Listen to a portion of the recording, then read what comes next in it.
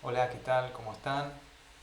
Vamos a hacer la clase de gestión dinámica de memoria o memoria dinámica, también se suele decir.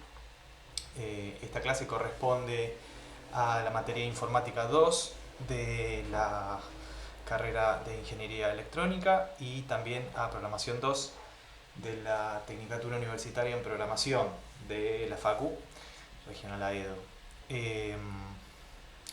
Estos temas los pueden encontrar en el libro azul que usamos en la Facu, ¿no?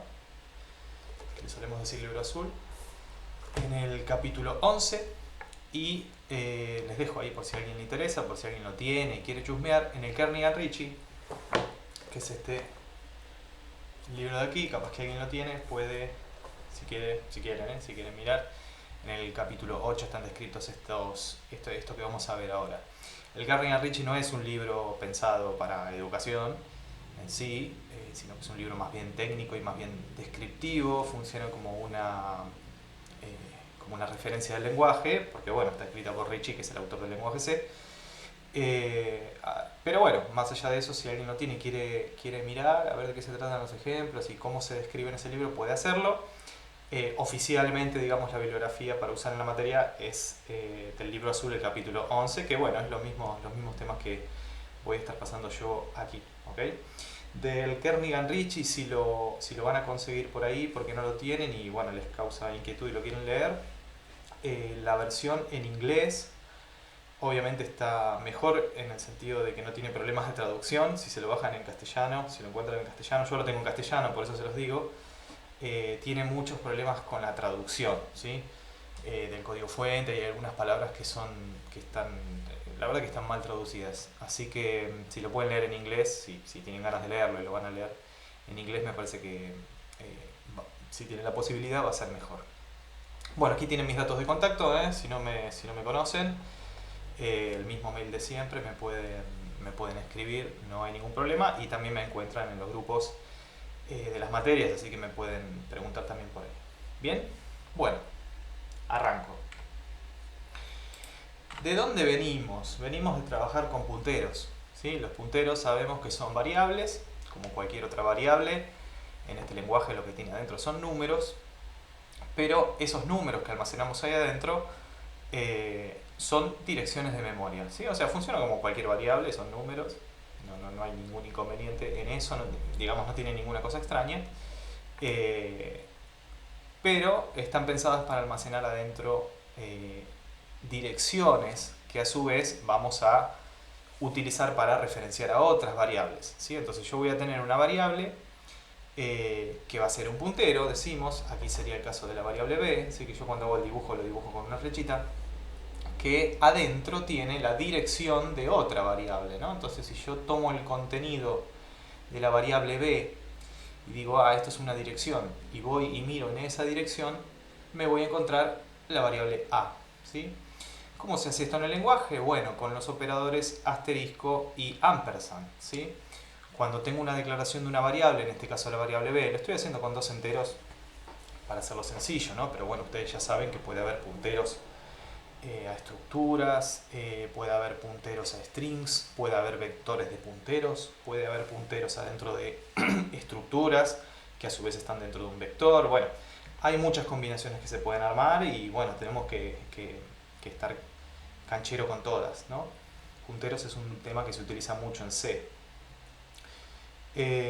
Entonces, cuando yo declaro una variable y en la declaración de esa variable aparece un asterisco, lo que quiere decir es que esta variable no va a almacenar un entero, sino que va a almacenar la dirección de un entero.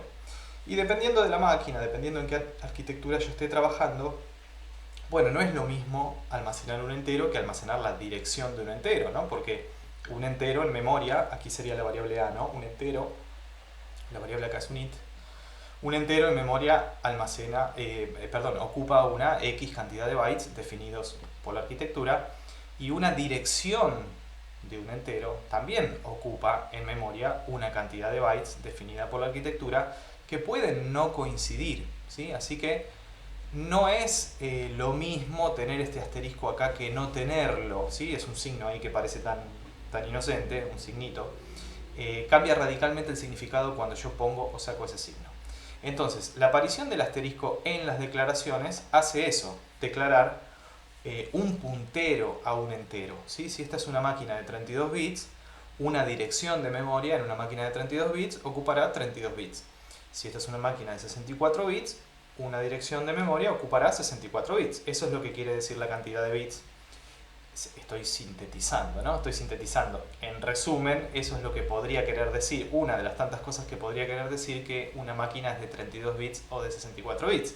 Que si yo agarro el micro y lo miro, tiene tantas patitas para el bus de direcciones, ¿no? Entonces, cuantas más patitas tengas, cuantas más bits tenga la arquitectura de la máquina para direccionar justamente posiciones de memoria me estoy refiriendo a la memoria principal de la computadora, ¿no? En nuestro caso la memoria RAM. Cuantos más bits tenga, más memoria voy a tener.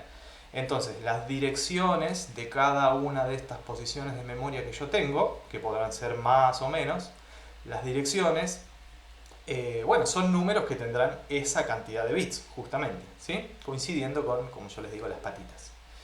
Entonces, ojo, porque estas dos variables, si ocupan o no ocupan la misma cantidad de memoria, depende de la arquitectura, ¿sí? Yo acá las tengo dibujadas simplemente con un cuadradito.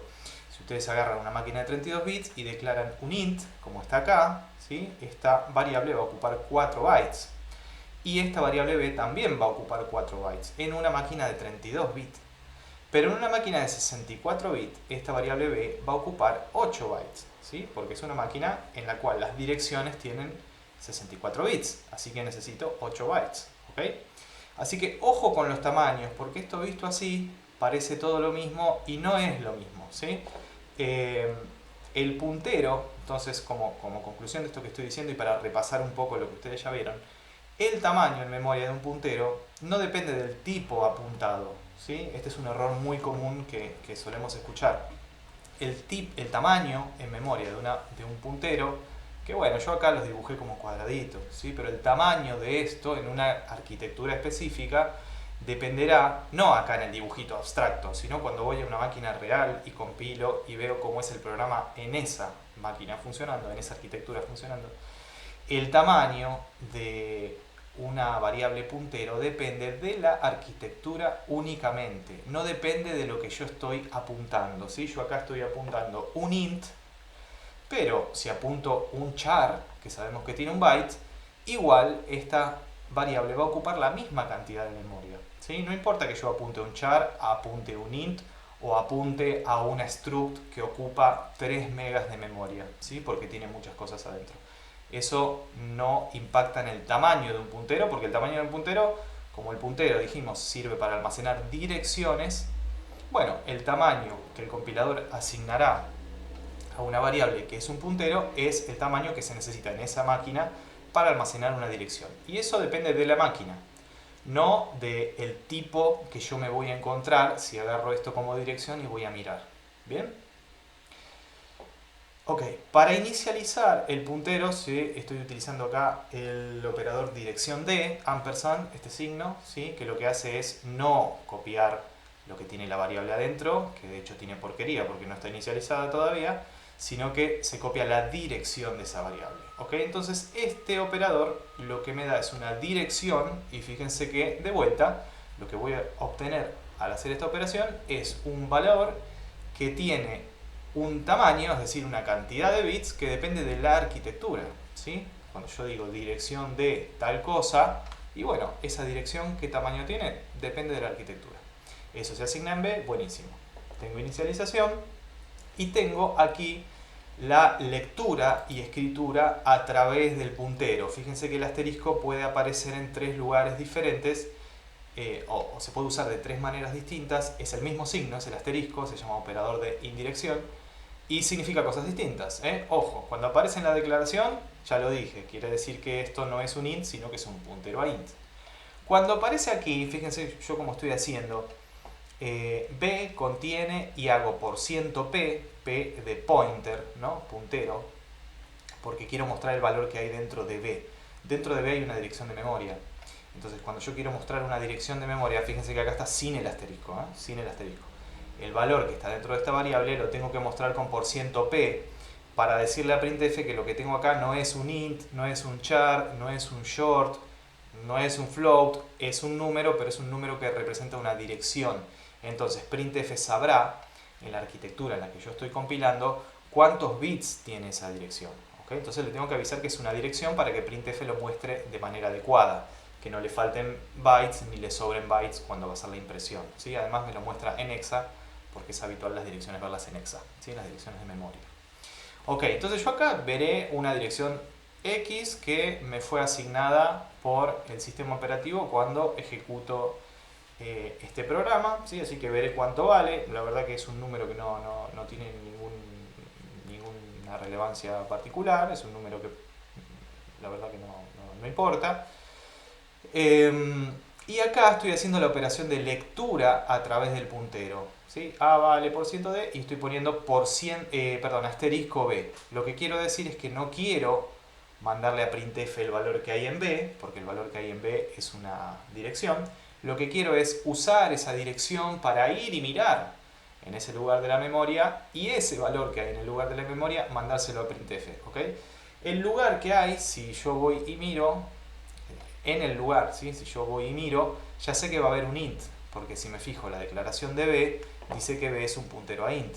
Así que ya sé, el compilador ya sabe que cuando yo hago asterisco B, toda esta expresión equivale a un int. ¿Ok? Entonces fíjense cómo cambia la expresión con la presencia del asterisco. La B sola, ¿sí? La B sola es un puntero a int. ¿Cuántos bits tiene? Depende de la máquina. La expresión asterisco B es un int. ¿Sí? ¿Por qué? Porque B es un puntero a int y yo le estoy pidiendo que haga la indirección. Agarra el puntero, anda y mira y decime qué hay en esa dirección. Así que acá sería un poco lo de la flechita.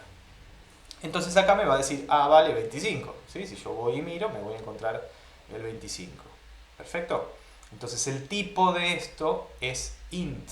El tipo de esto es int. Por lo tanto, si yo hago % de, estoy bien. ¿Sí? Está correcto. Entonces acá yo lo que estoy haciendo es leer a través del puntero. ¿Sí? Se hace con el asterisco. Y acá lo que estoy haciendo es escribir. Me aparece el asterisco a la izquierda del operador de asignación, ¿sí? Como un valor izquierdo, que lo que quiere decir es que este 10 no lo quiero escribir en la variable b, o sea, no lo quiero escribir aquí adentro, ¿sí? No lo quiero escribir aquí adentro, sino que lo quiero escribir en la dirección que diga b. Bien, así que hay que hacer también la indirección.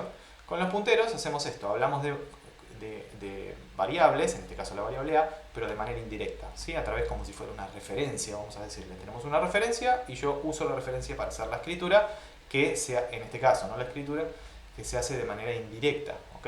Entonces el asterisco puede aparecer también a la izquierda, queriendo decir que esta escritura hay que producirla a donde diga B, no en B. ¿Bien? Entonces el asterisco puede aparecer en estos lugares, en las declaraciones, en las operaciones de lectura de memoria y en las operaciones de escritura de memoria. Bien, son los tres lugares. Este es un ejemplo trivial, solamente para asegurarnos que estamos en el mismo canal y para ver de dónde venimos, ¿no? Del trabajo con punteros, que es esencial para trabajar con memoria dinámica, que vamos a ver ahora, y para trabajar en general con C, porque se trabaja mucho en este lenguaje con operaciones de memoria de esta manera, haciéndolas de manera directa, ¿sí? Lenguajes posteriores, de diseño posterior, lenguajes más modernos, no permiten hacer estas operaciones de esta manera, ¿sí? Se hace de otra forma, así que no se trabaja así, ¿sí? ¿Eso es bueno o es malo? Depende para lo que yo esté trabajando, depende de qué tipo de proyecto estemos haciendo. ¿Bien? Ok, sigo. Bueno, para hablar del tema de la memoria, ¿ok? Fíjense que la clase se llama memoria dinámica, tenemos que hablar de la memoria de la máquina. Históricamente o en un sentido clásico, nosotros decimos que los programas tienen dos espacios de memoria que se llaman, como tengo aquí, segmento de código, code segment, y segmento de datos, data segment, ¿sí? Esto es desde los inicios de la computación, de la informática. En el segmento de código lo que tenemos es el programa. No sé si ustedes visualizan que cuando mi programa yo lo compilo, ¿sí? y lo enlazo y queda armado el exe, ¿no? Que es lo que yo voy a ejecutar o es lo que le mando a mi cliente por mail cuando le quiero cobrar, ese programa que me queda hecho, después en otro momento yo lo voy a ir a ejecutar cuando lo vaya a ejecutar, lo que hace el sistema operativo es todas las instrucciones del programa. ¿Se acuerdan que la compilación lo que hace es traducir mi programa en C, que para la compu no sirve para nada, lo traduce a una cosa que sí se puede ejecutar en la compu, que es todo las instrucciones del microprocesador, ¿no? Que lo podemos ver como si fuera assembler, si vieron lenguaje assembler. Entonces todas esas instrucciones que están en el exe, ¿sí? Que están en el exe, producto de la compilación, el sistema operativo las va a trasladar a memoria RAM y la ejecución se hace desde memoria RAM. No sé si tienen esto claro, si es algo que uno se da cuenta. Cuando nosotros compilamos pareciera que generamos el exe y después lo que ejecutamos es el exe. En realidad el sistema operativo, cuando yo ejecuto el exe o utilizo el botón del IDE, es lo mismo, termino ejecutando el exe, todas esas instrucciones las traslada a memoria. Eso es el segmento de código, ¿sí? Traslada todas las instrucciones a memoria y empieza, le dice al micro, bueno, dirigite a la dirección tal y empezá a ejecutar desde acá, ¿sí? O sea que las instrucciones están en memoria también, las instrucciones están en memoria RAM, ¿sí? Ojo con esto. Entonces eso es el segmento de código. Idealmente el segmento de código, ¿por qué lo tengo separado? Porque es un área que tiene que ser de solo lectura, ¿sí? O sea, yo solamente voy a leer las instrucciones y las ejecuto. No puede mi programa intentar escribir aquí, ¿bien? Por otro lado tenemos el segmento de datos, que esto sí estamos más familiarizados programando, que es donde se almacenan las variables, que ustedes ya saben que tiene algunas partes que ahora vamos a detallar, ¿ok? Entonces este es el modo clásico, que yo les puse aquí, es el modo real. El modo real es la forma tradicional en la cual funcionan los microprocesadores desde que fueron inventados en la década del 70. Hay otro modo, ¿sí? En contraposición a este, que se llama modo protegido, capaz que lo escucharon, y si no lo escucharon lo van a escuchar más adelante. El modo protegido es otra manera, otro modo justamente en el cual funciona el microprocesador, en el cual no se puede hacer las mismas cosas que en el modo real. En el modo real, el micro funciona como nosotros nos imaginamos.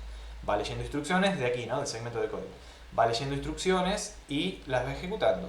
Entonces, si yo tengo punteros y esos punteros tienen direcciones, como vimos recién, y le digo al micro, bueno, agarra esta dirección y anda a escribir a tal lugar, o hace tal operación, o una operación de bit, o lo que sea, el micro va a esa dirección, saca a través de los pines del bus de direcciones esa dirección que yo le digo y va a buscar la memoria RAM, base de datos, todo esto que nosotros ya conocemos de cómo funciona una computadora, ¿sí? Un microprocesador que tiene su memoria RAM, ¿ok? Toda esa forma que nosotros pensamos es el modo real. En el modo protegido, que se llama protegido porque lo que hace es proteger a la memoria, no funciona así. El modo protegido, el microprocesador que funciona en modo, que está corriendo en modo protegido, el micro es el mismo, puede funcionar en un modo o en otro. De hecho, cuando yo prendo la compu, el micro arranca en modo real y después pasa a modo protegido. El modo protegido funciona, está diseñado para que el micro funcione con el sistema operativo, ¿sí? Y el sistema operativo, cuando yo voy a ejecutar un programa, ¿sí? Un sistema operativo moderno, ¿no? Como tengo yo acá, desde Windows 95 en adelante, fíjense lo que les digo, desde Windows 95 en adelante, estos sistemas modernos, en contraposición a los sistemas antiguos, ¿no? No sé si alguna vez alguno trabajó en DOS, si alguno de ustedes trabajó en DOS, ese es un sistema operativo de modo real, ¿sí? En los sistemas modernos de modo protegido, que son los que tienen ustedes en sus compus, sea Windows, sea Linux, sea Mac, o en el teléfono, o donde sea, ¿sí? En la tele también, son todos sistemas operativos de modo protegido. Cuando yo ejecuto un programa, ese programa, el sistema operativo, le avisa al micro que va a pasar a ejecutar un programa que se llama programa de usuario, ¿sí? Entonces está distinguido el código que es del sistema operativo del código que es de usuario, que por ejemplo puedo ser yo ejecutando, no sé, el Word, ¿sí? O acá que abrí el PDF. Entonces mi programa no puede hacer cualquier cosa, la memoria está protegida. Si yo tengo una operación de lectura con un puntero y le digo anda a la dirección AF1111 y trata de escribir ahí un byte, lo más probable es que salte un error de protección, ¿sí? También llamado violación de segmento. Fíjense cómo coinciden los nombres. Violación de segmento. ¿Por qué? Porque yo no tengo permiso para escribir en esa área de memoria. Entonces, en los sistemas operativos de modo protegido hay un chequeo permanente de si las operaciones que yo estoy haciendo en memoria realmente tengo permitidas hacerlas o no, ¿ok? Para que esto se pueda hacer, el microprocesador está diseñado para funcionar con el sistema operativo, de manera que cuando yo ejecuto un programa, o quiero ejecutar un programa, el sistema operativo le avisa al micro, mira que los rangos en los que este programa puede funcionar son estos, ¿sí? Entonces el micro, cuando yo quiero hacer una operación por fuera de eso, chao, le avisa al sistema operativo, ocurre un error de protección y el sistema operativo a mi programa que intenta hacer una operación inválida, chao, violación de segmento, lo mata y mi proceso termina, ¿sí? ¿Les habrá pasado esto cuando hacen un scanf?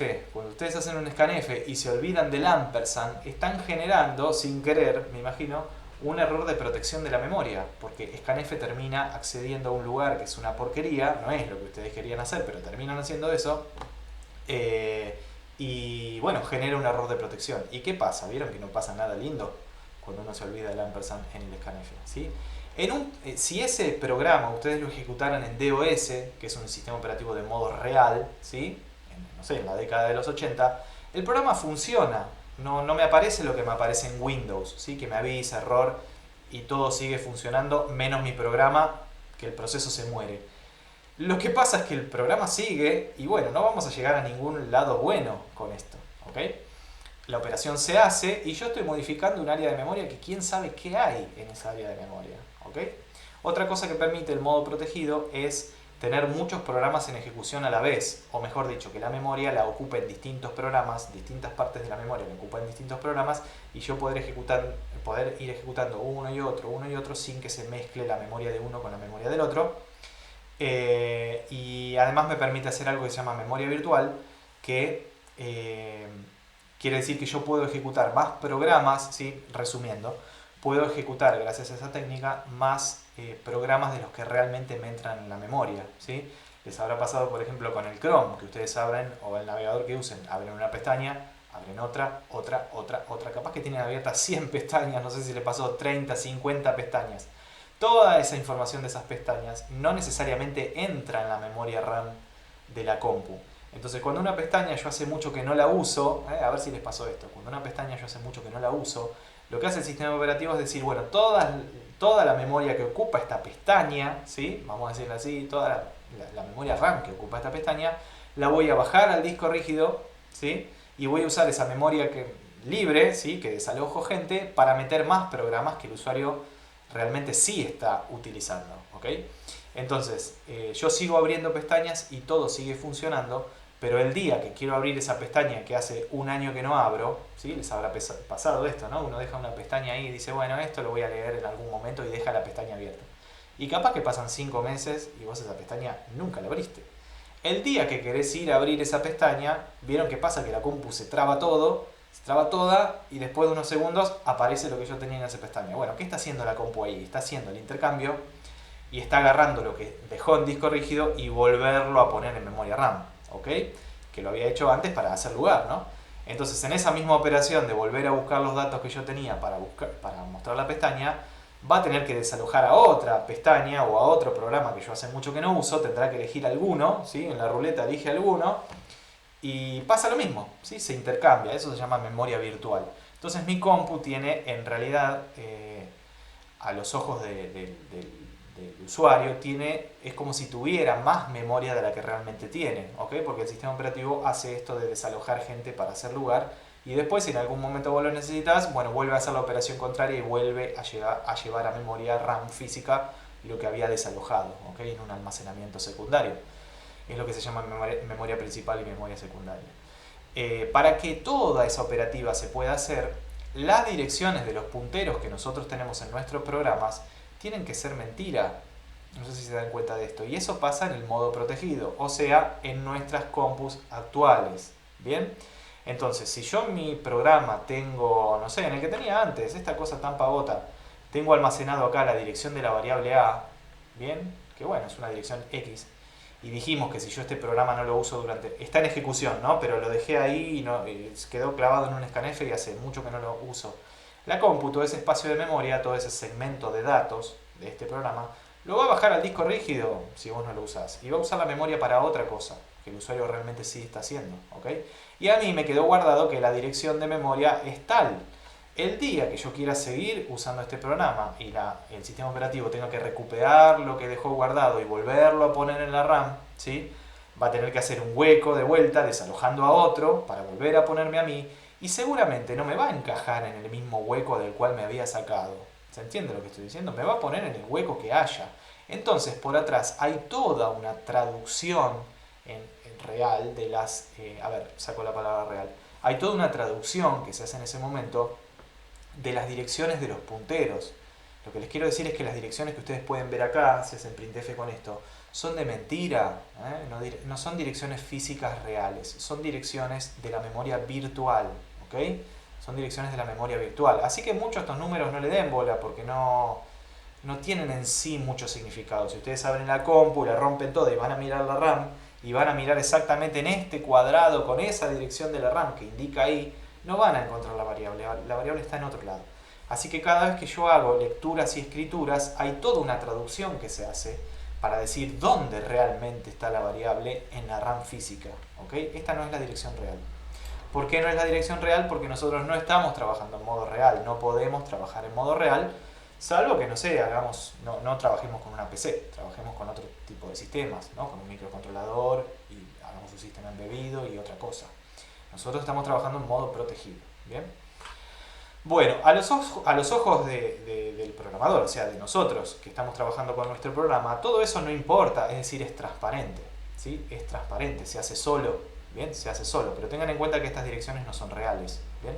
Entonces el programa tiene un segmento de códigos, tiene un segmento de datos, pero estos segmentos no están fijos, cristalizados en la RAM, se van a ir probablemente moviendo, ¿sí?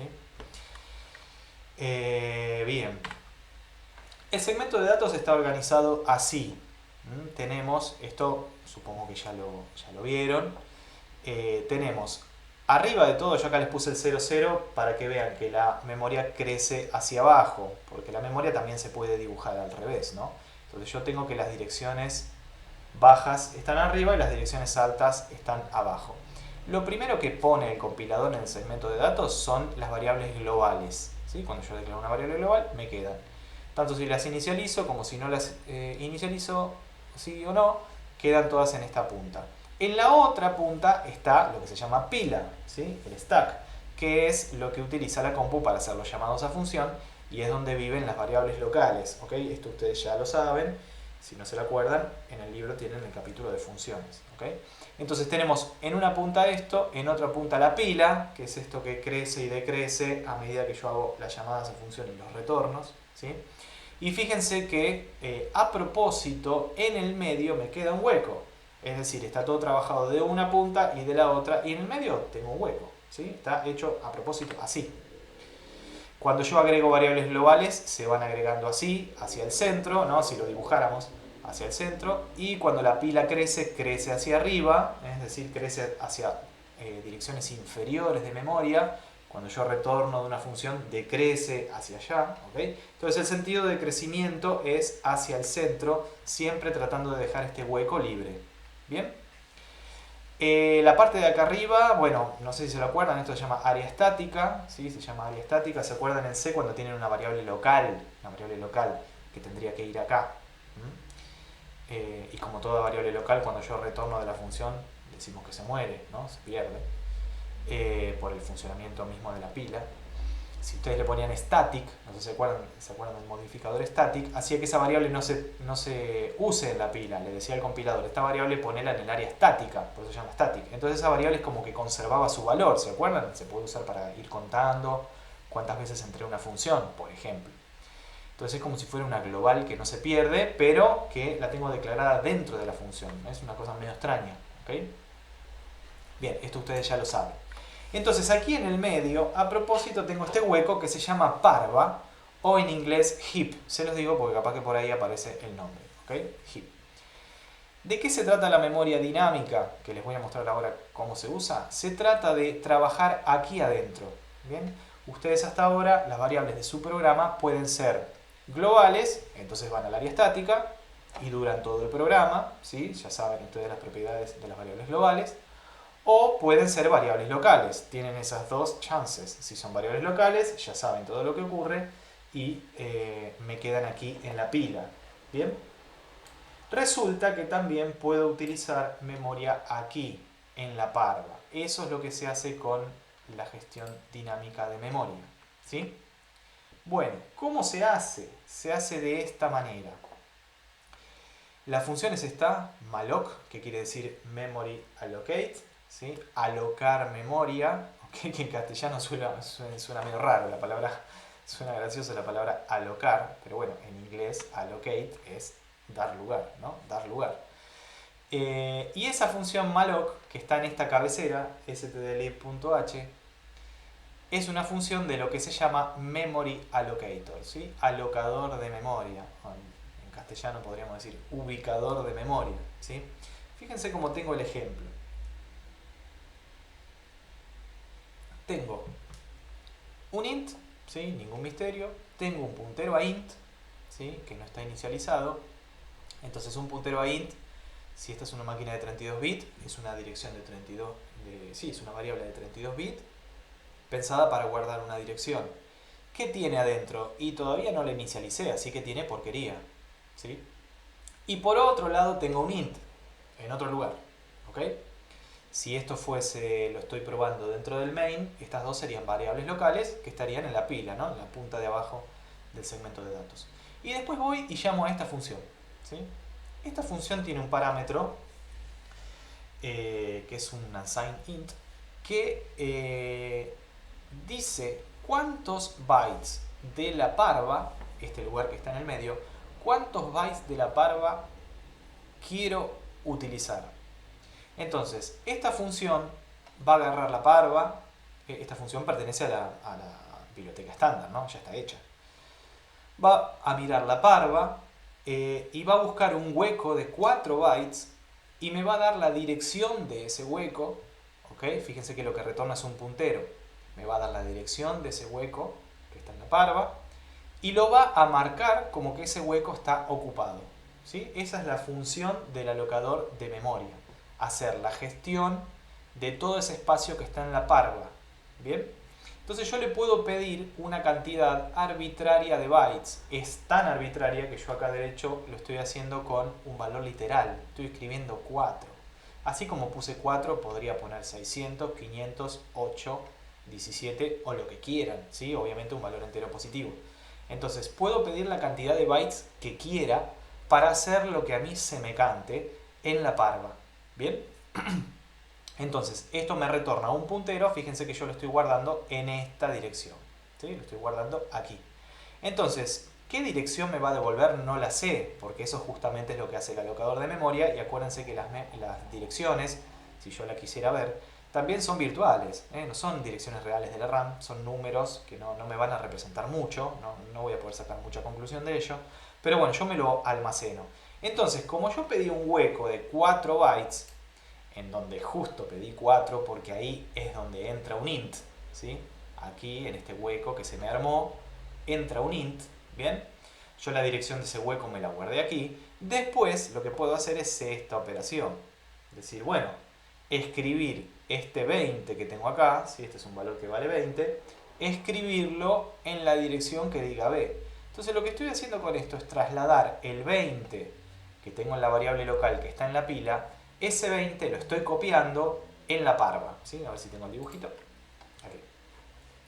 Ese 20 que tengo aquí, ¿sí? La variable A vale 20, la variable A está en la pila, lo estoy copiando con esta operación hacia la parva, ¿sí? La parva está aquí en el medio, en algún lugar X, ¿sí? Que yo no sé, pero bueno, está acá en el medio. Y yo había pedido un hueco de 4 bytes, ¿sí? Esto siempre está en bytes, ¿eh? Está en bytes. Había pedido un hueco de 4 bytes y malloc me dijo, bueno, la dirección de ese hueco que tenés disponible es esta, yo me lo guardé en B, por eso en B acá tengo la flechita, ¿sí? Diciendo que B apunta a este hueco, o sea que dentro de B está la dirección de este lugar de la memoria, y acá estoy produciendo la escritura. Entonces, este 20 que está en la variable A, que está aquí en la pila, se está copiando a la parva, ¿ok? Este 20 se está copiando a la parva. No dentro de B, no dentro de B. B también está en la pila porque es una variable local, B también está en la pila. No lo estoy copiando acá. ¿Por qué? Porque está el asterisco. Lo estoy copiando donde diga B. Entonces este 20 se está copiando aquí. Buenísimo. Ustedes me pueden decir, ¿y qué gracia tiene esto? O sea, tanto lío. Estoy hablando hace 30 minutos para, para, para esto. ¿Cuál es la ciencia? ¿Cuál es la maravilla? ¿Por qué me emociono tanto con este tema? Bueno, porque la gran cosa que está sucediendo acá es que esto es una llamada a función. Es decir, se está haciendo en tiempo de ejecución. Esto que yo les describí como buscame un hueco en mi parva y dame esa dirección y yo sigo y laburo con esa dirección, se está haciendo cuando yo ejecuto el programa, no cuando lo compilo. ¿Bien? Cuando yo declaro variables y punteros y hago operaciones, como en el ejemplo que tenía antes al principio, todo ese cálculo de cuántos bytes, dónde están, qué la pila, qué el área estática, se hace cuando el compilador compila, ¿sí? Y queda así fijo. Esto, a ver, ¿qué quiero decir? Si puse, no sé, puse un short int y un short int no me alcanza, ¿sí? Listo, no tengo más nada que hacer, lo tengo que modificar al programa, recompilar y ejecutar de vuelta. ¿Se entiende? Eso ustedes ya lo saben. No puede cambiar en tiempo de ejecución el tamaño de una variable. En cambio, acá yo estoy haciendo una operación que lo que tiene de maravilloso es que se está haciendo en tiempo de ejecución. Es decir, este 4 que está acá podría ser una variable. Yo podría hacer un scanf y pedirle al usuario, che, ¿cuánta memoria necesitas? Y bueno, necesito 100 bytes. Ok, voy y pido 100 bytes. Si el usuario pone, qué sé yo, 20, pido 20. ¿Se entiende, no? Que acá yo tengo un valor literal que le resta como sensacionalismo al ejemplo, pero acá puedo tener una variable. Esto es una llamada función. Esto es una llamada función como cualquier otra. O sea que lo que tengo acá adentro es una expresión y puede ser una variable. O sea que al momento de compilar el programa, ¿cuánta memoria voy a usar? No lo sé. ¿Sí? Se dan cuenta entonces de la diferencia radical que tiene esto. Que la cantidad de memoria que utilizo o que me permite utilizar la parva, yo la puedo decidir en tiempo de ejecución. No necesito saberla cuando voy a compilar. ¿Sí? Se hace en tiempo de ejecución. Y ustedes pueden decirme, bueno, sí, no me termino de convencer de por qué esto es tan maravilloso.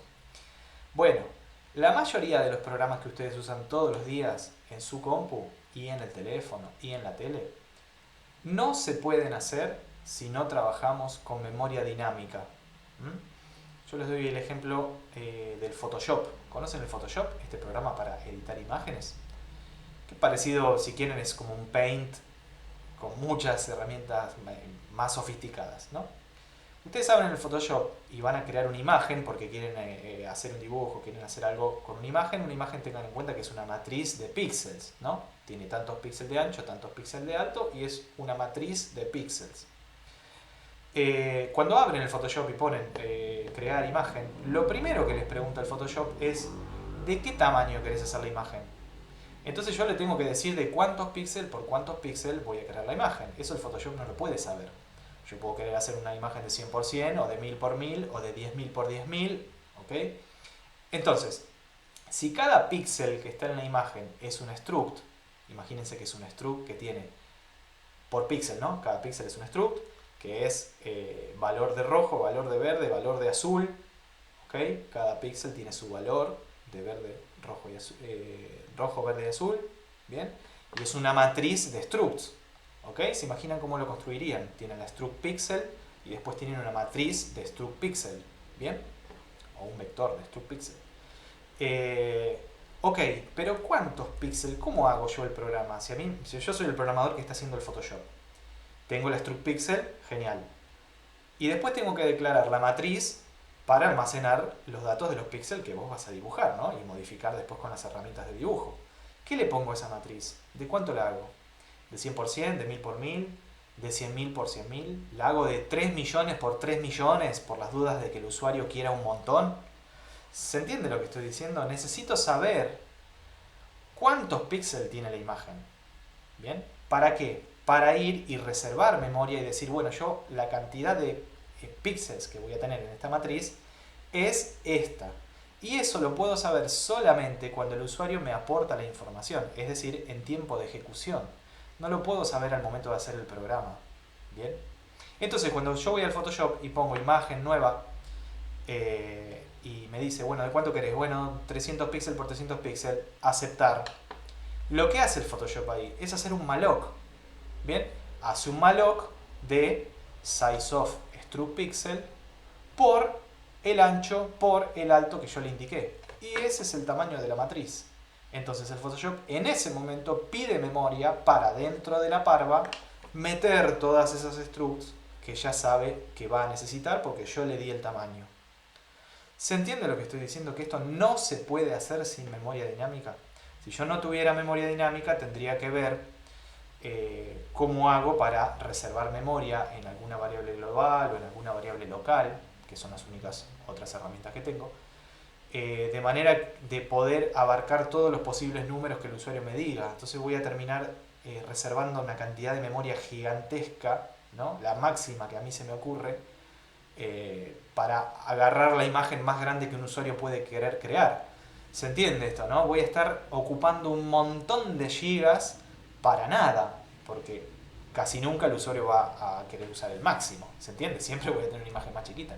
Entonces, si todos los programas que yo tengo hicieran eso, no podría tener muchos programas en ejecución, porque me ocuparían toda la memoria, no habría forma de hacerlo, sería impracticable. Lo mismo con el Chrome, también podemos decir, todos los lenguajes que ustedes usan son así.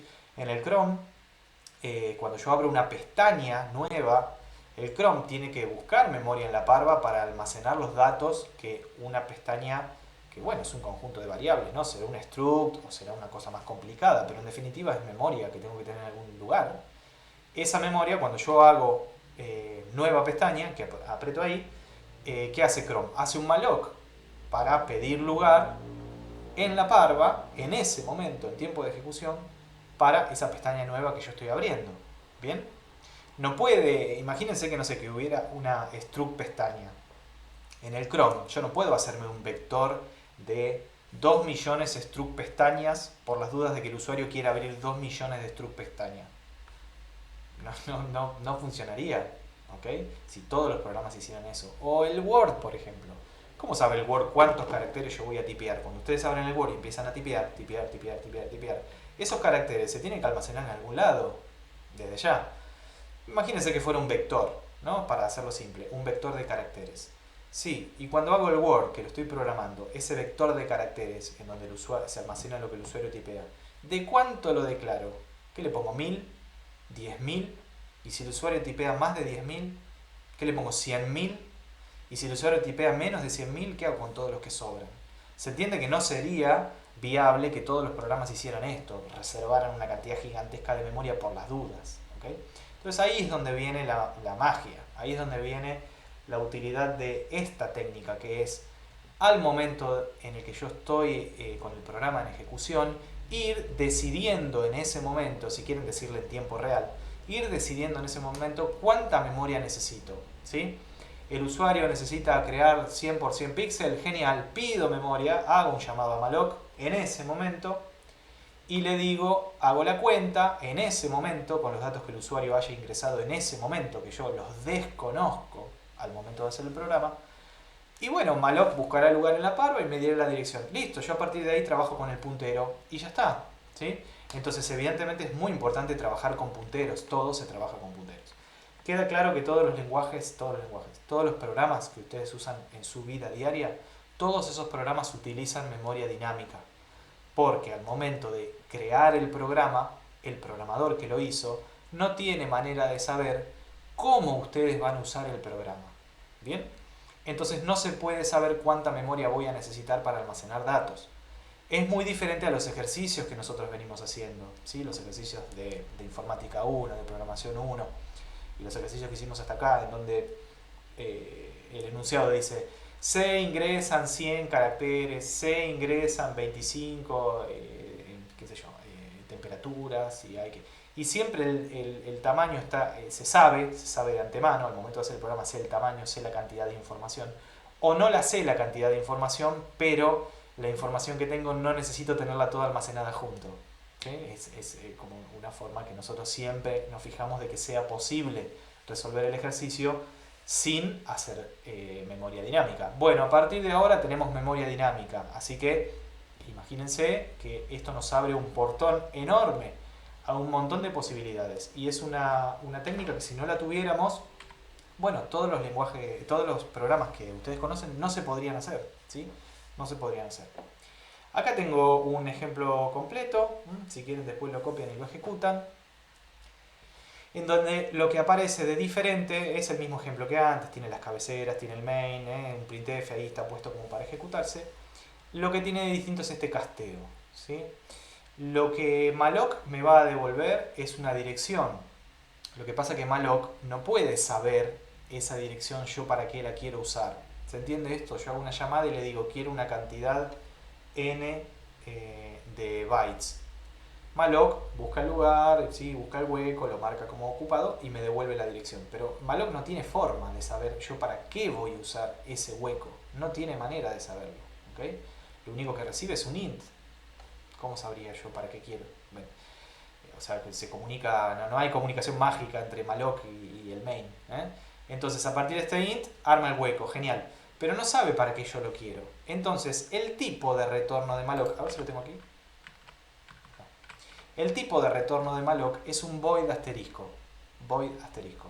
¿Qué quiere decir void asterisco? Puntero a un tipo desconocido. ¿Sí? ¿Se acuerdan que void es un tipo raro, ¿no? Que forma parte del sistema de tipos de C, pero yo no puedo declarar una variable void. Entonces, ¿el void para qué está? Bueno, aparece en algunos lugares. ¿Okay? En el caso de void asterisco, quiere decir que es un puntero, ¿sí? Es una dirección de memoria, es un puntero, pero ¿qué hay en la memoria? Si yo voy a mirar en esa dirección y veo que hay, no sé, es desconocido, ¿sí? Puntero a un tipo desconocido. Entonces, como malloc devuelve un void asterisco y yo lo estoy escribiendo dentro de un int asterisco, puede ser que el compilador me tire un warning o me tire un error, depende qué compilador sea y depende qué tan estricto lo tengan configurado y con qué versión del estándar también esté compilando. No es lo mismo C89 que C99, ¿ok? Así que para evitar eso y dejar el programa completo, acá les estoy poniendo el casteo, que es una buena idea ponerlo, ¿sí? Para que el programa quede completo. Entonces este casteo lo que hace es garantizar que el void asterisco se castea a int asterisco. Fíjense que un void asterisco y un int asterisco son lo mismo, porque son direcciones. Tener una dirección de algo que no sé qué es y tener una dirección a un int en términos de la cantidad de bits que ocupa es lo mismo, porque es una dirección. ¿Sí? Ya dijimos que las direcciones o lo que ocupa un puntero no depende de a qué yo estoy apuntando. Así que un void asterisco y un int asterisco son lo mismo, es la misma secuencia de bits. Lo que pasa es que el tipo es importante. No es lo mismo operar con un int asterisco que operar con un void asterisco. Acuérdense de aritmética de punteros. El tipo base de un puntero es muy importante. Entonces, puede ser que el compilador me tire la bronca si yo hago una asignación y los tipos base de los punteros no coinciden. Para que coincidan, le pongo el casteo, para que el compilador diga, ok, esta persona sabe lo que está haciendo. ¿Okay? Entonces ese void asterisco lo tomo como un int asterisco y lo escribo en un int asterisco, coincide, genial. ¿Sí?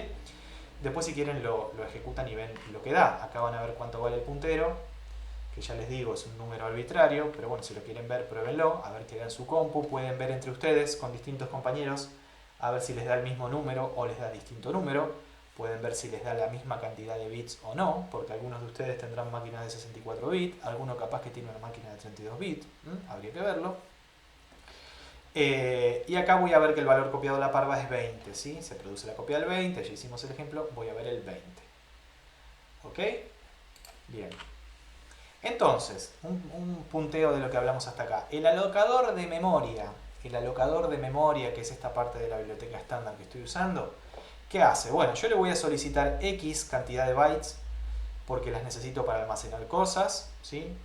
No sé, pueden ser datos de una pestaña del navegador, pueden ser los píxeles de una imagen, pueden ser los caracteres del Word, no importa, eso a malloc no le importa, no le importa, son bytes, son sencillamente bytes.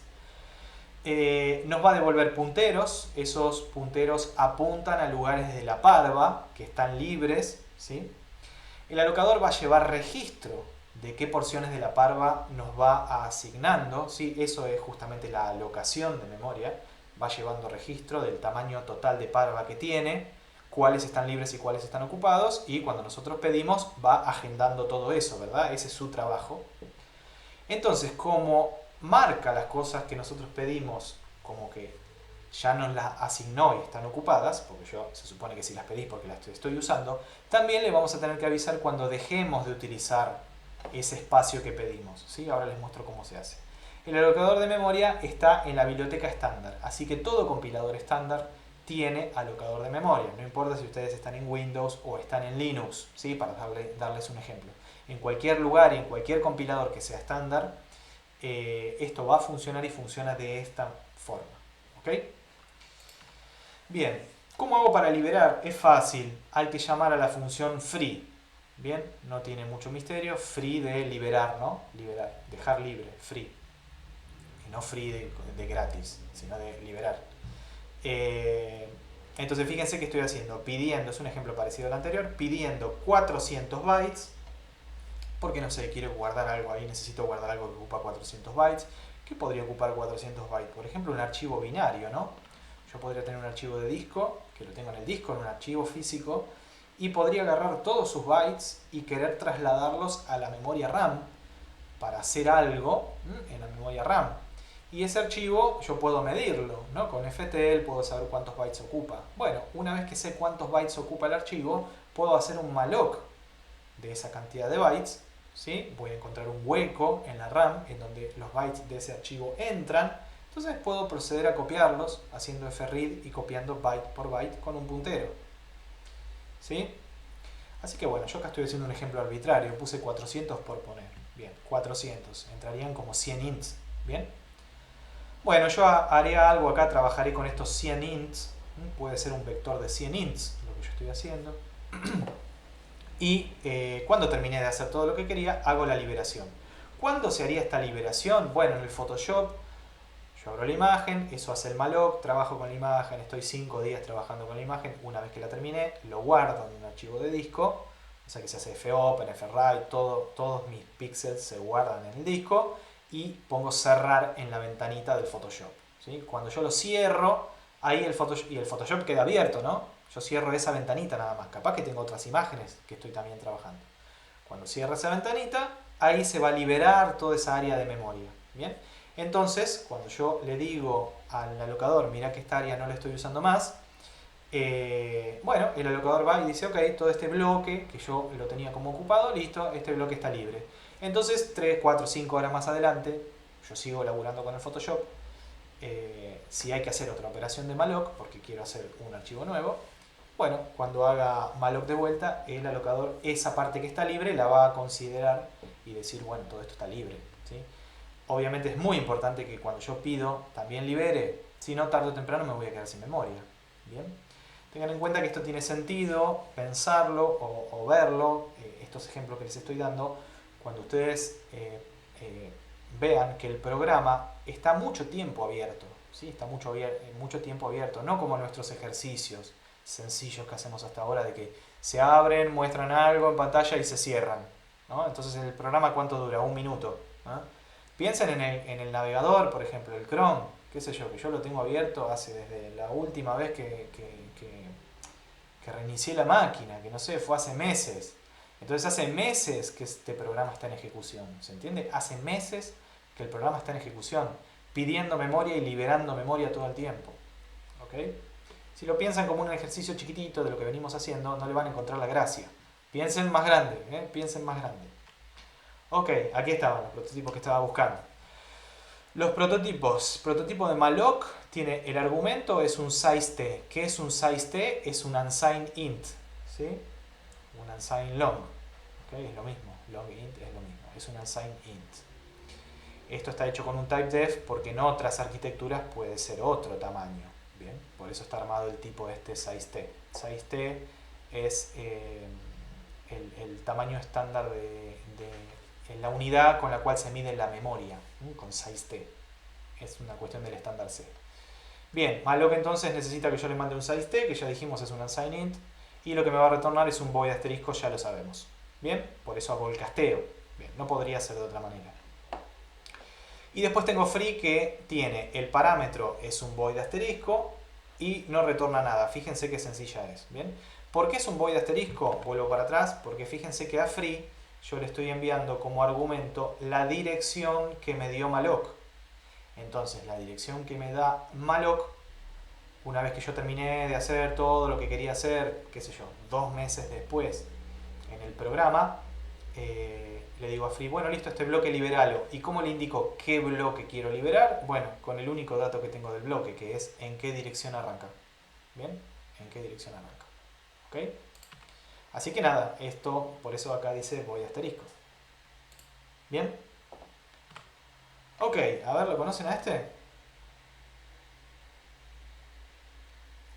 El tío Ben.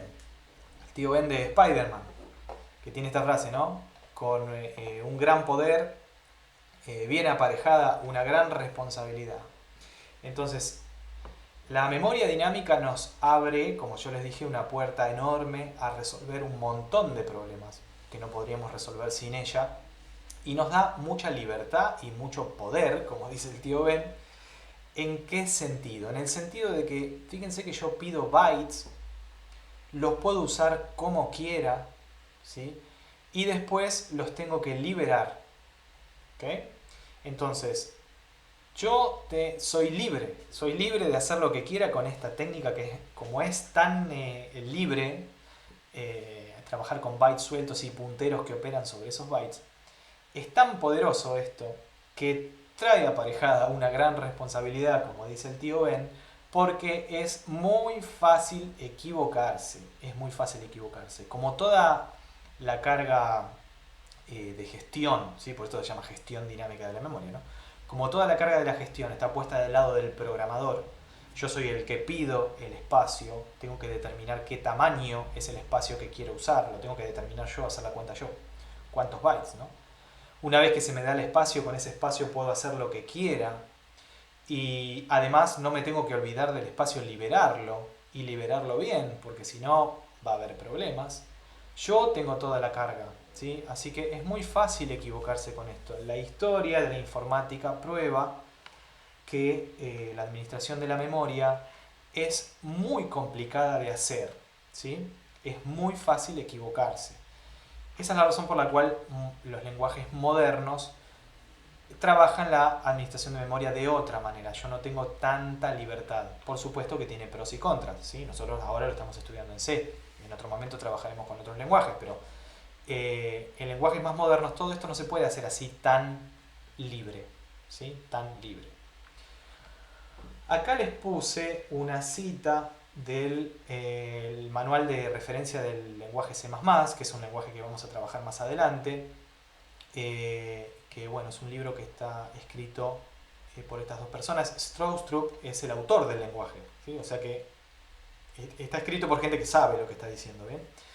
Y dice esto, dice, los programadores de C, que bueno, seríamos nosotros, piensan que la administración de memoria, esto que estamos hablando de malloc, free, trabajar con los punteros y todo eso, los programadores de C piensan que la administración de memoria es tan importante, es demasiado importante como para dejar que la haga la computadora. Fíjense, ¿no? La filosofía, ¿cuál es? La administración es muy importante ser eficiente, usar solamente lo que necesito, es importante tener libertad para yo pedir y usar la memoria como yo la necesite para mi problema, ¿sí? Es tan importante la administración de memoria que no podemos dejar que la haga la computadora. Yo tengo que tener las libertades y el programador poder hacerlo. ¿Bien? Esa es la filosofía de C. En contrario, fíjense cómo es la filosofía de Lisp, que es un lenguaje que, bueno, nosotros no vamos a trabajar, es un lenguaje bastante raro, pero si ponen acá en vez de Lisp C Sharp, que es un lenguaje moderno que sí usamos, o Java podrían poner, o Python. Casi todos los lenguajes modernos podrían reemplazar acá. Acá dice Lisp porque bueno, es la época en la que se escribió este libro. Los programadores de estos lenguajes más modernos piensan que la administración de memoria es demasiado importante como para dejar que la haga el usuario. Es la misma frase, pero en vez de decir la computadora, dice el usuario. ¿Quién es el usuario? El programador, ¿eh? El programador, somos nosotros, el usuario. El usuario del lenguaje. Entonces fíjense que son dos filosofías tan diferentes. Acá lo que se evidencia es el paso del tiempo en los 70s, ¿sí? Principios de los 80, fines de los 70, principios de los 80, cuando fue el arranque de C, donde C se popularizó y donde tiene sentido porque se desarrolló en esa época con los problemas de esa época. se pensaba esto. Después, con el paso del tiempo y cómo evoluciona la tecnología y cómo evolucionamos los programadores, de qué manera trabajamos, no es lo mismo trabajar en los 70 que trabajar hoy, las herramientas son otras, entonces nos llevan a trabajar de otro modo.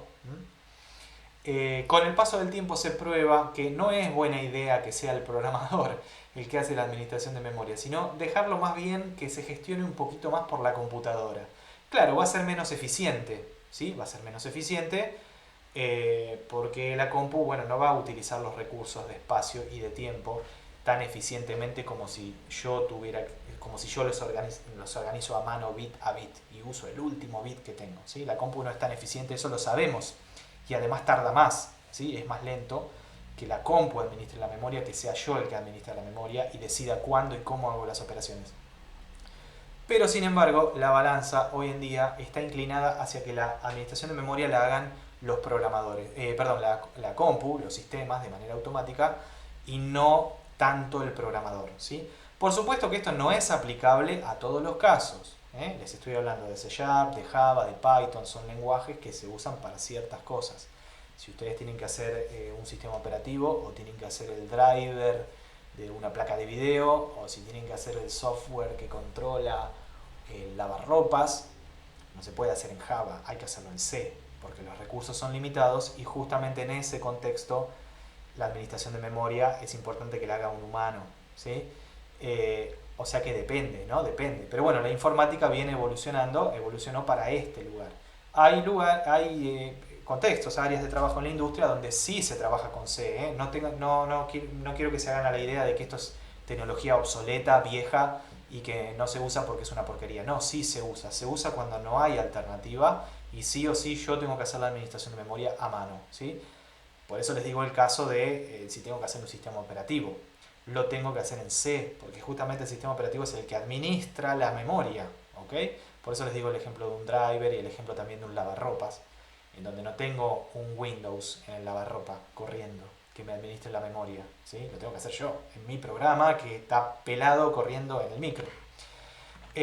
Así que esto tiene que ver con cómo evoluciona todo el contexto en el cual se produce software, ¿sí? No es que el lenguaje tiene problemas, sino que si ustedes mañana empiezan a trabajar, lo más probable es que no diseñen sistemas operativos, ¿sí? Sino que hagan aplicaciones más parecidas al Word o más parecidas al Photoshop, ¿sí? En donde la administración de memoria hay que ver si la van a hacer ustedes o la va a hacer automáticamente el lenguaje o la máquina virtual en la cual estén trabajando, ¿sí?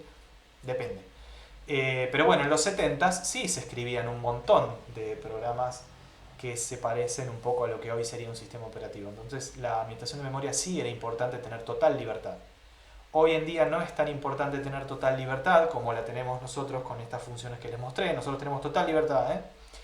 Hoy en día no es tan importante, sino que es más importante generar software que no tenga tantos defectos, ¿sí? Que el programador no se equivoque. Entonces preferimos que el programador no se equivoque, o sea, ser más productivos, ¿no?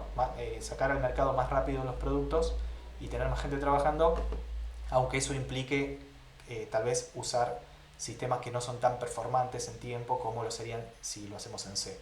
Si lo hacemos en C seguramente funcionaría todo mucho más rápido, pero también los programas tendrían muchos más errores, ¿sí? Eso es cierto. Así que bueno, es una decisión tecnológica. Bien. Bueno, entonces dicho esto del tío Ben, que tenemos una gran responsabilidad, les muestro los errores comunes que suelen aparecer cuando trabajamos con administración de memoria.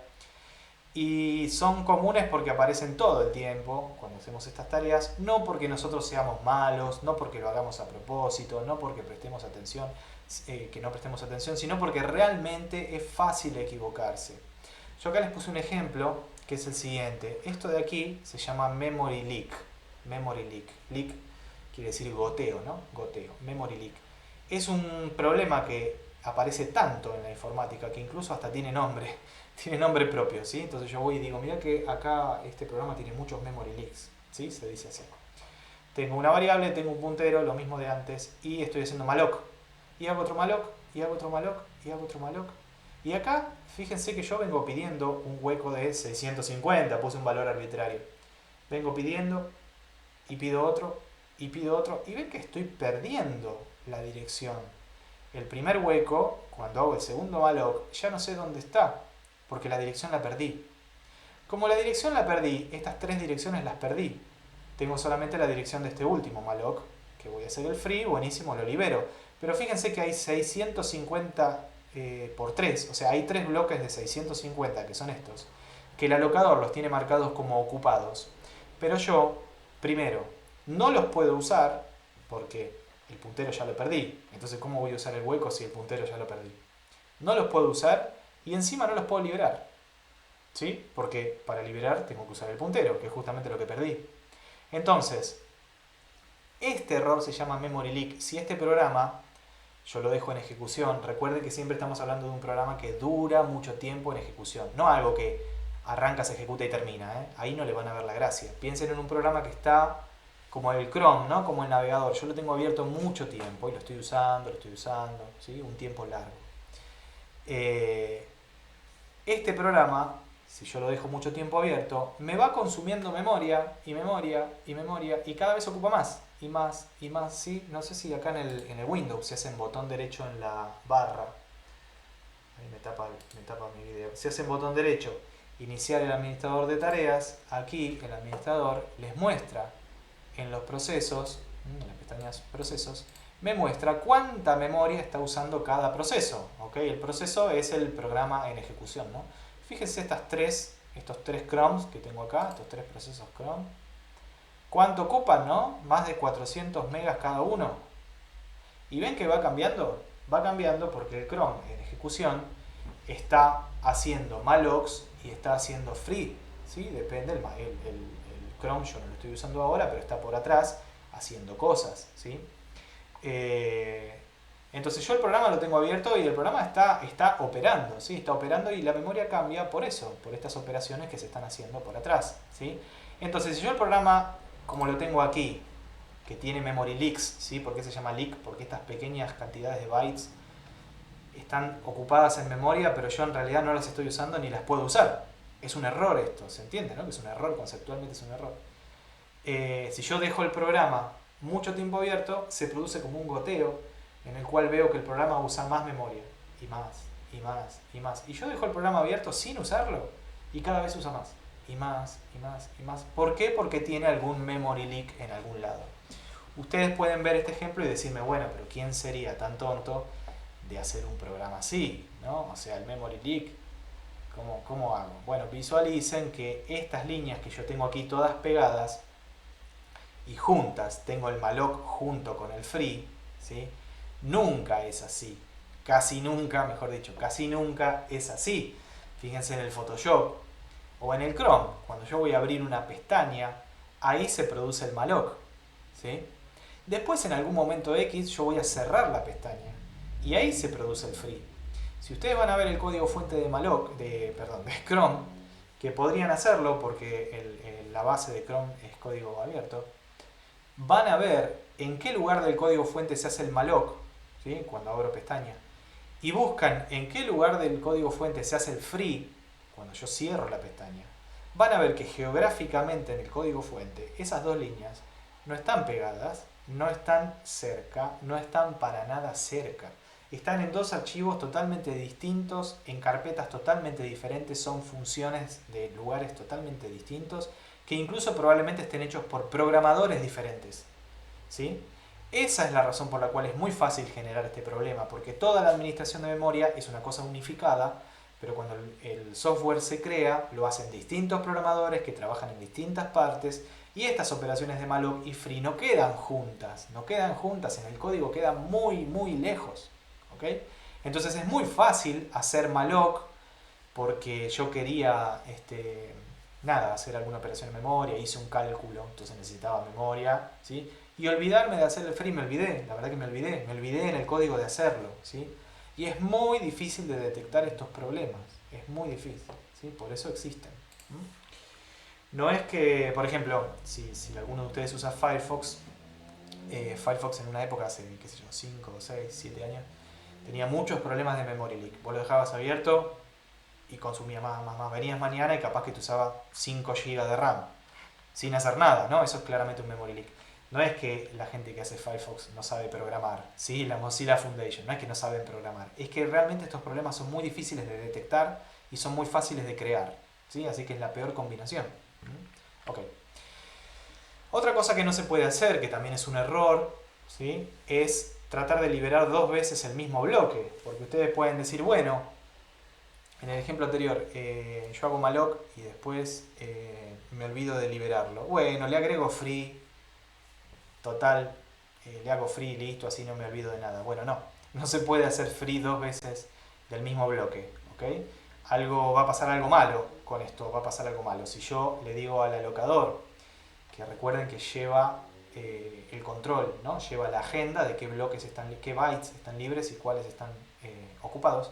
Le digo, bueno, liberame este bloque, ¿sí? Que acabo de pedir, genial, lo marca como liberado, pero si yo le vuelvo a decir, che, liberame este bloque, y ese bloque en realidad ya estaba liberado, lo más probable es que no pase nada bueno en esto. El comportamiento según la biblioteca estándar es indefinido. Si vos mandás a liberar algo que ya está liberado o mandás a liberar algo que no está ocupado, el comportamiento es indefinido, es decir que el alocador puede hacer lo que quiera, ¿sí? ¿Cómo el alocador genera la gestión de la parva? ¿Cómo hace para llevar la agenda de qué cosas están ocupadas y qué cosas están libres? Bueno, depende de cómo esté implementado eso, será qué tan desastroso es esta operación. Pero esto no se puede hacer, ¿eh? Esto conceptualmente es un error.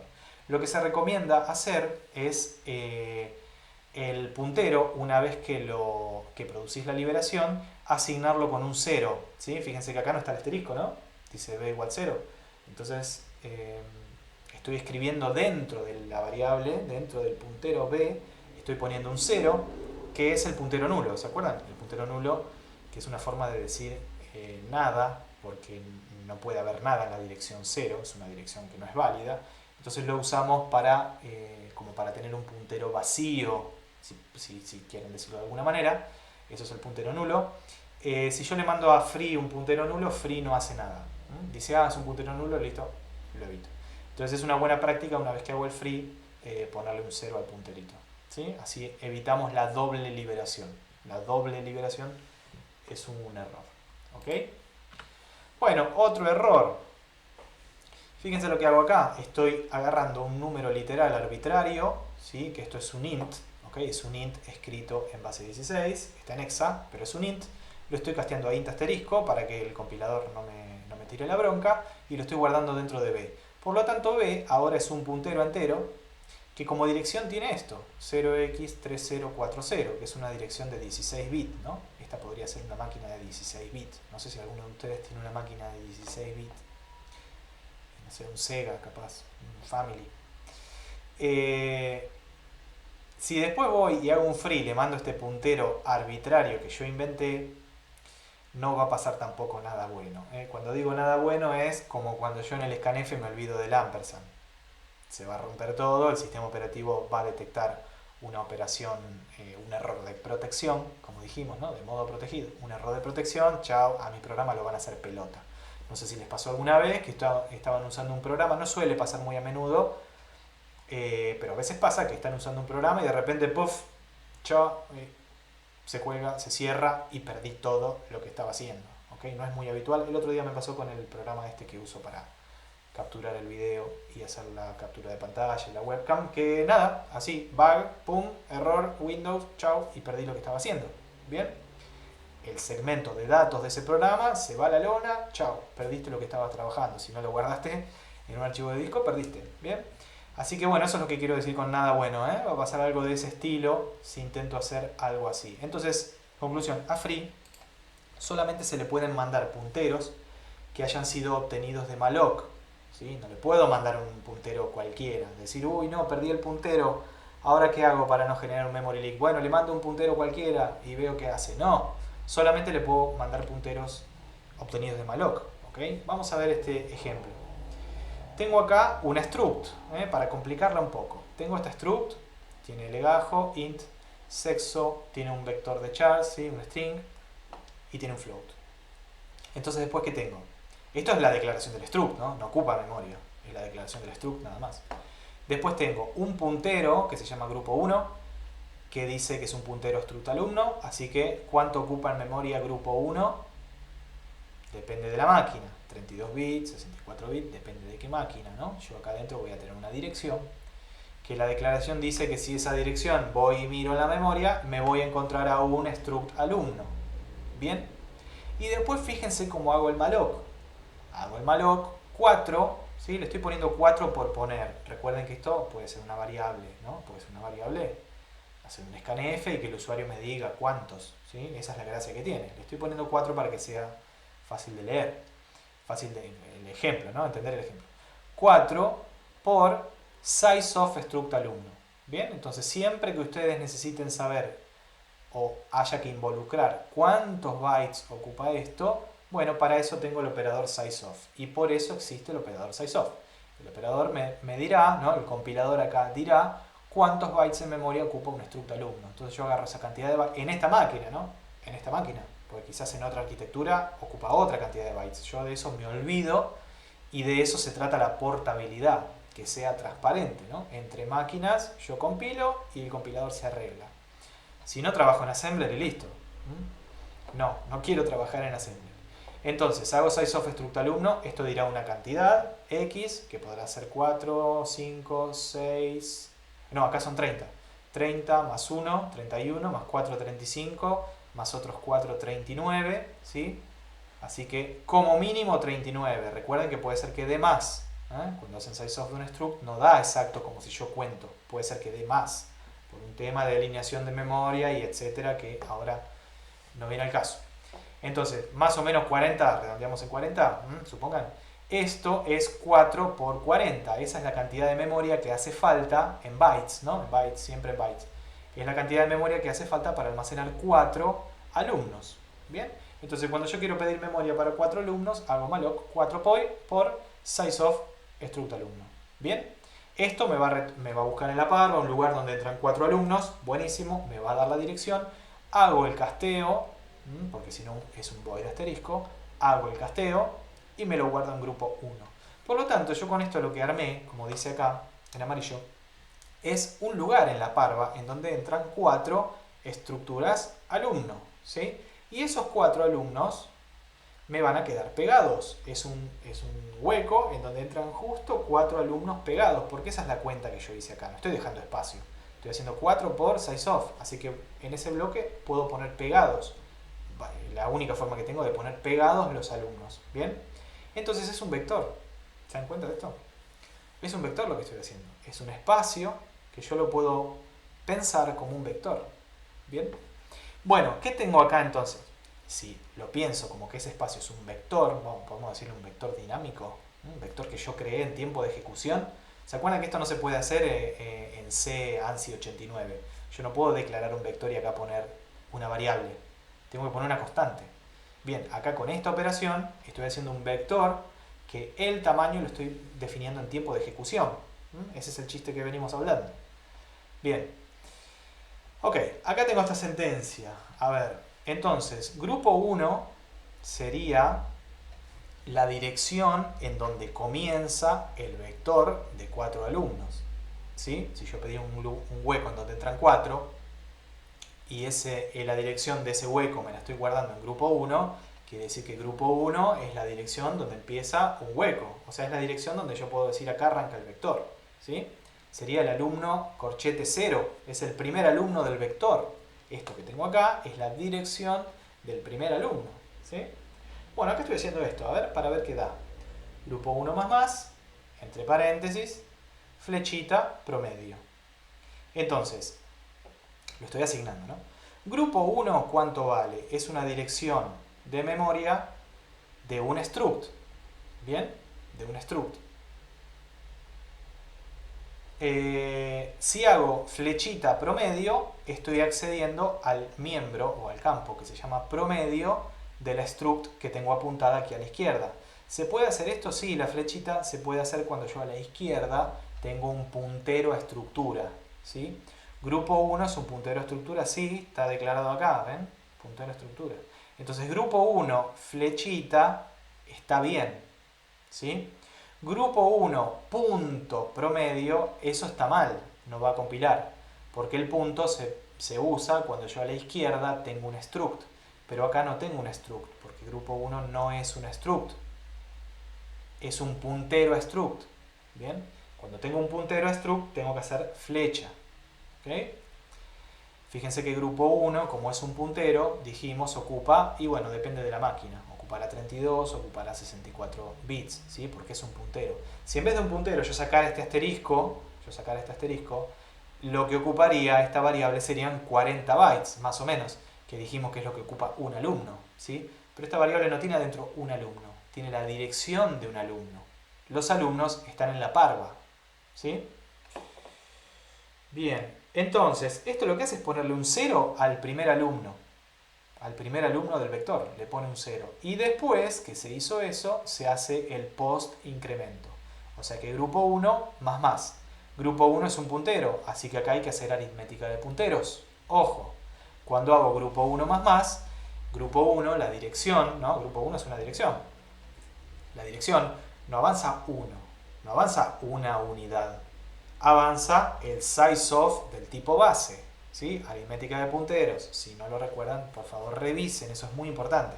Entonces, esta sentencia lo que hace es poner un 0 en el campo promedio, que el campo promedio es un float, ¿sí? Así que esta asignación está bien, promedio es un float. Poner un 0 en el promedio del primer alumno que yo tengo en este vector, comillas, en este vector que armé aquí con malloc, en donde entran 4 alumnos.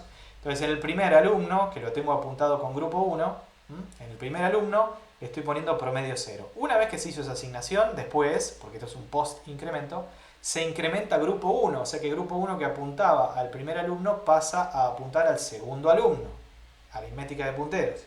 Y después acá estoy haciendo como prueba un printf, ¿sí? %s, y dice grupo 1, que es el puntero, ¿sí? Que avanzó, corchete 1, punto promedio. ¿Y acá está bien esto? ¿Es punto o es flecha? Acá lo que tengo es aritmética de subíndices, ¿sí? Grupo 1 es un puntero. Los punteros recuerden que se pueden subindicar, ¿sí? Yo, con el nombre de un vector, ¿se acuerdan que con el nombre del vector hago los subíndices? Desde ya, ¿no? Programación 1, informática 1. Pero esa subindicación la puedo hacer también con un puntero de los que yo declaro así de esta manera, grupo 1. De hecho, el nombre del vector es un puntero también. Lo que pasa es que es un puntero constante que yo no puedo modificar, pero es un puntero. Con un puntero de estos, ¿sí? Un puntero de verdad, declarado así, yo puedo hacer también subindicación. Lo que va a hacer acá es aritmética de subíndices. Entonces lo que hace es, lo que yo pongo acá adentro, que en este caso es 1 por sizeof del tipo base, el sizeof del tipo base es struct alumno, y a eso lo suma a esta dirección y me dice qué hay en ese lugar. Bien, entonces esto está bien que sea punto, está bien que sea punto porque todo esto es un struct. Imagínense que fuera un vector de ints. Cuando ustedes tienen, no sé, un vector que se llama vec y hacen vec corchete 3, ¿sí? Y eso lo quieren mostrar en pantalla, y es un vector de ints, ¿eh? Lo hago con ints porque uno cuando trabaja con ints es como que se tranquiliza. Vec corchete 3 es el int que está en la posición 3, o sea, es el cuarto int, ¿sí? Es un int, no una dirección de un int. ¿Okay? Entonces, cuando tengo aritmética de subíndices, lo que hace la compu es avanzar el sizeof que yo le estoy pidiendo, ¿sí? Igual que cuando hago aritmética de punteros, avanza el sizeof, pero es como que tiene metida dentro la operación de indirección, tiene como metido el asterisco, ¿sí? Entonces, avanza el sizeof y va a buscar lo que hay en memoria. Por eso acá va el punto. ¿Okay? Entonces grupo 1, corchete 1 es la struct que está uno más adelante, es el segundo, es el siguiente, adelante de grupo 1. ¿Bien? O sea que este punto está bien y esto lo que me da es el promedio de el tercer alumno que está en este vector. Porque acuérdense que grupo 1 yo lo había avanzado, aquí lo modifiqué. Entonces grupo 1 avanzó, no apunta más al primer alumno, apunta al segundo. Entonces cuando yo vengo acá y hago corchete 1, lo estoy haciendo avanzar 1, como todo vector, ¿no? Lo estoy haciendo avanzar 1, el corchete 1 es el segundo. Entonces lo estoy haciendo avanzar 1 y leer, pero como yo lo tenía ya posicionado en el segundo, al avanzar 1, estoy leyendo el tercero. Bien, entonces voy a mostrar en pantalla el promedio del tercer alumno de este vector. Noten que aquí la variable grupo 1, que es el puntero, no se modifica. La variable grupo 1 no avanza, no es como esto, que sí avanza. Acá la variable no avanza. Bien, se hace el size off, va a buscar, todo muy lindo con la cuenta y la indirección, pero no avanza, grupo 1 no se mueve. Bien, ¿qué me voy a encontrar acá? Y porquería de la memoria. Esto es muy importante. Cuando ustedes hacen el malloc, la memoria sigue como está, no es que se inicializa, se pone en cero, se resetea. A la memoria no le pasa nada. A ustedes les mandan el puntero y si ustedes necesitan inicializar esa área de la memoria, es tarea de ustedes inicializarla. Vale la misma filosofía general que hay en C. Las variables, si yo no las inicializo, tienen porquería. ¿Sí? Funciona así. Así que ojo, acá me estaría encontrando porquería. Me estaría encontrando basura que está en la memoria. Bien. Bueno, piénsenlo este ejemplo, pásenlo a la compu, pruébenlo, los dejo que lo prueben. Hagan experimentos para verificar cómo funciona esto. Queda en sus manos. Una cosa que nos podemos preguntar es si es posible llenar la parva, ¿no? Porque bueno, yo les dije que cuando la compu se queda sin memoria y yo quiero ejecutar un programa, abro un programa y ya no hay lugar en la RAM, a consecuencia del modo protegido y la memoria virtual, va a agarrar a alguien que esté en la memoria y que hace mucho que no se usa, o elige uno de todos, y a ese lo baja al disco rígido y pone al programa que yo estoy queriendo ejecutar en ese lugar. Entonces siempre es como que hace lugar, pero es infinito el lugar que yo tengo. Obviamente que no es infinita la memoria, en algún momento me voy a quedar sin almacenamiento. ¿Sí? La RAM más el disco, ¿sí? Y donde quieran, no es infinito. Así que pueden probar, si quieren hacer esto, yo no lo voy a hacer, si quieren ustedes probarlo, pueden probarlo. Fíjense cómo es, perdón, no es este ejemplo, es el que sigue, pero esto, lo que les quiero decir es que si ustedes hacen un malloc, ¿sí? Y lo que malloc retorna, fíjense que acá pido un byte, es una prueba nomás. Si lo que malloc retorna es un puntero nulo, ven que estoy haciendo acá, evaluando si es cero, ¿sí? Estoy evaluando si es cero, si es el puntero nulo. Nunca malloc me puede dar puntero nulo, porque en la dirección 0 no se puede trabajar. Entonces no puede ser que el hueco que yo pedí esté en la dirección 0, no puede ser. Si malloc me devuelve puntero nulo, quiere decir que no hay más lugar. ¿Sí? Que no hay más lugar. ¿Cuándo va a suceder esto? Nunca. ¿Sí? Nunca, o va a ser difícil llegar a esta situación. Acuérdense que cuando yo pido memoria, la compu, si no tiene más memoria, hace un hueco y me busca memoria. ¿Está bien? Por esta cuestión de la memoria virtual. ¿Sí? Esta es la pruebita. Pueden probar ustedes si quieren hacer esto, declarar un unsigned long long, que es un entero de 64 bits, ¿bien? Y hacer lo siguiente, un bucle que vaya haciendo malloc de un byte, ¿sí? Por eso casteo acá char, y lo guardo, la dirección que me da malloc me la guardo acá, ¿sí? Y voy contando, ¿sí? El contador lo declaré como un unsigned long long, así que puedo almacenar, el número más chico es 0, es 2 a la 64, ¿no? El número más chico es 0 y el número más grande que entra en un unsigned long long es todo esto. Es 18... No sé qué es esto a la 18. Es un número muy grande. Es un número muy grande. No creo que tengan tanta RAM ustedes en su casa. Ok, entonces este malloc va a buscar un hueco de un byte y me va a dar la dirección. Buenísimo. Con más. Pego la vuelta. Se vuelve a ejecutar esto. Malloc me busca otro hueco y me da la dirección. Genial. Con más. Y así. Fíjense que en cada vuelta estoy perdiendo la dirección que tenía.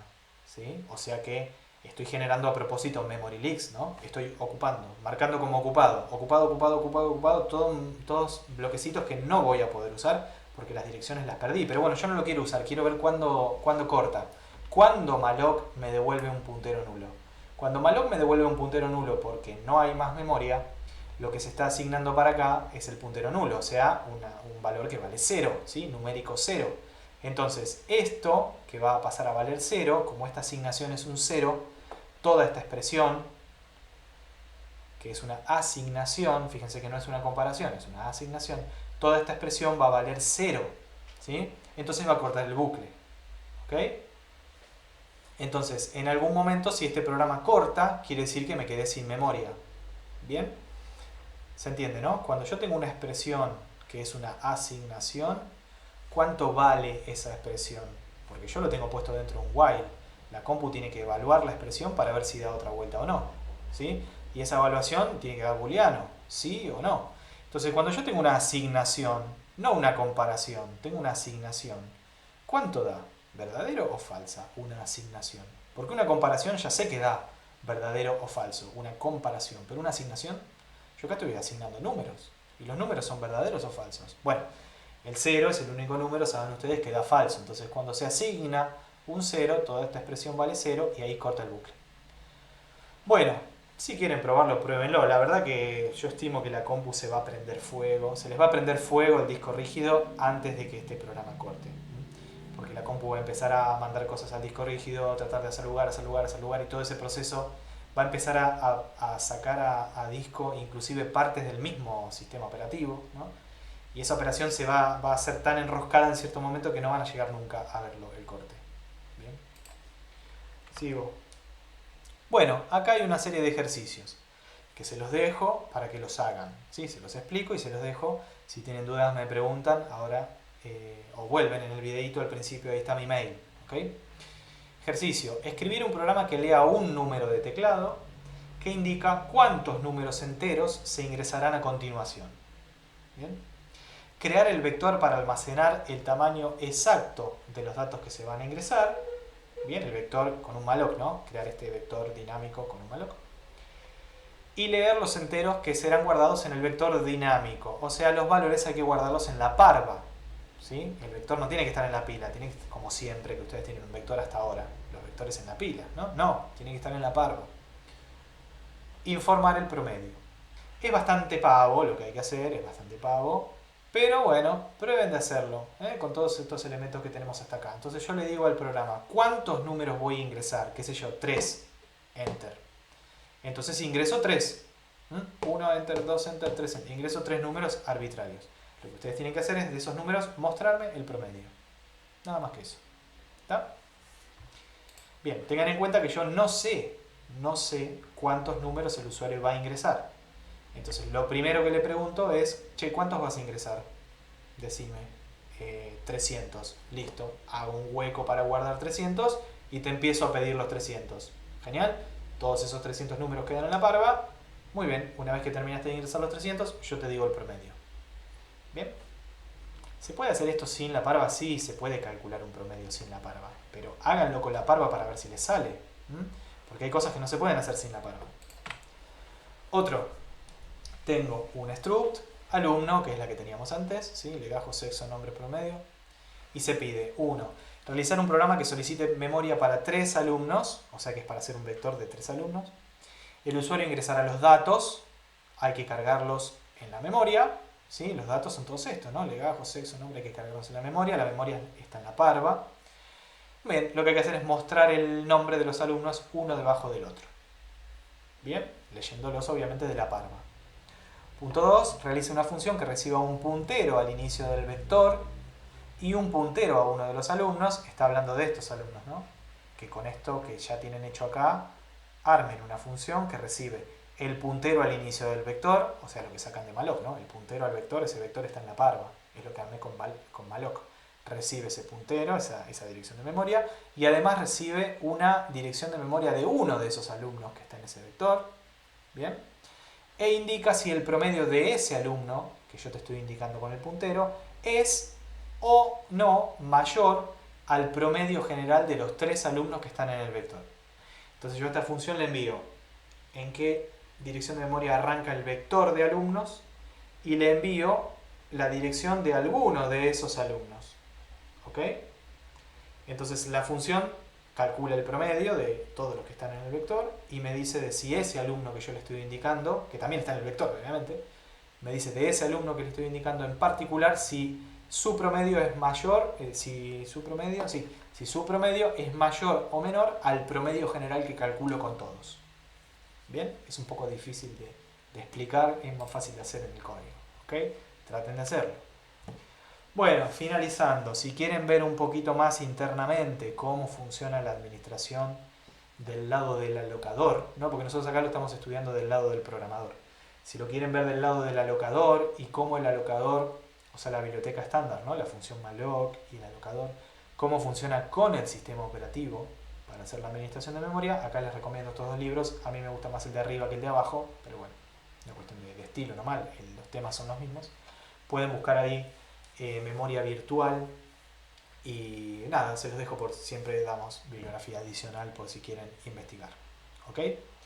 Bueno, cualquier cosa me escriben al mail, que lo tienen aquí, o hablamos a través de los grupos de las materias y nos estaremos viendo en próximas clases para los temas que siguen con los cronogramas de cada una de las materias. Bien, bueno, espero las dudas que tengan. Un saludo para todos.